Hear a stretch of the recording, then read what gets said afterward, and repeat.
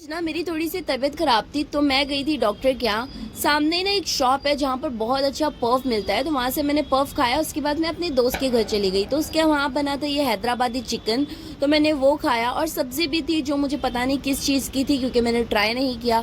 और फिर ये रहा, मेरा बेटा बहुत ज़्यादा ही सता रहा था और बहुत ज़्यादा मस्ती कर रहा था।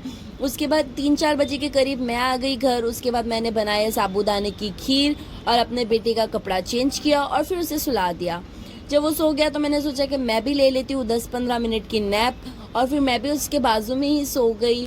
और जब 1 घंटे बाद वो उठा तो उसकी खाला खा रही थी फ्राइड राइस, तो उसने सोचा ये हल्ला तो बोलेगा ही, तो इसलिए पहले ही उसे प्लेट में दे दिया। लेकिन मुझे खिलाने में थोड़ी सी देर हो गई तो उसने हमला कर ही दिया और गंद मचा दी।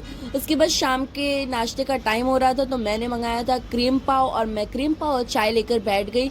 लेकिन मेरे बेटे ने तो तय किया हुआ है कि मैं अपनी मम्मा का साथ कभी नहीं छोड़ूंगा, तो वो साथ में खाने के लिए बैठ गया। और इस पे भी वो हमला करने ही वाला था लेकिन फेल हो गया।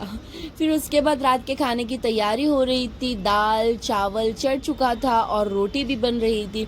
सब्जी का अता पता कुछ नहीं था। उसके बाद ये उसकी खाला ने एक कारनामा अंजाम दिया था कि मेरे बेटे को बेटी बना दिया था यहाँ पर। लेकिन मेरा बेटा भी बहुत ज़्यादा खुश था। और उसके बाद उसकी बहन उसके लिए लेके आई थी डेयरी मिल्क, और डेयरी मिल्क लेकर वो एकदम मस्त उसी में खेल रहा था। तो मैंने सोचा कि वो बिज़ी है तो मैं खाना खा लेती हूँ रात का। तो यहाँ पर आलू गोभी की सब्ज़ी बनी हुई थी तो मैंने आलू गोभी की सब्ज़ी खाई।